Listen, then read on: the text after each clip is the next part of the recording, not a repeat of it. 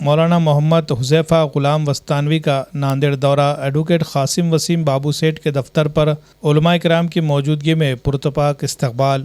ملک کی معروف مذہبی و سماجی شخصیت، مفکر قوم و ملت اور دارالعلوم اشاعت العلوم اکل کوہ کے محتمم حضرت مولانا الحاج محمد حذیفہ غلام وستانوی دامت برکاتہم ناندیڑ کی خصوصی دورے پر تشریف لائے۔ اس موقع پر وہ ناندیڑ ریلوے اسٹیشن کے قریب واقع مسجد یونس کے متولی اور ناندیڑ امن کمیٹی کے سرگرم رکن ایڈوکیٹ محمد قاسم وسیم بابو سیٹھ کے دفتر پہنچے، جہاں ان کا شاندار استقبال کیا گیا۔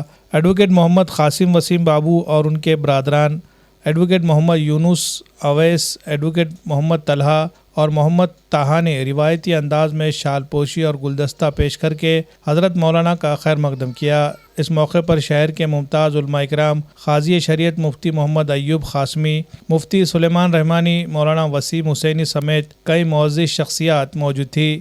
حضرت مولانا حذیفہ وستانوی نے اس پرخلوص استقبالیہ پر شکریہ ادا کرتے ہوئے خصوصی دعا فرمائی اور ایڈوکیٹ قاسم وسیم بابو سیٹھ کی سماجی و فلاحی خدمات کو سراہا۔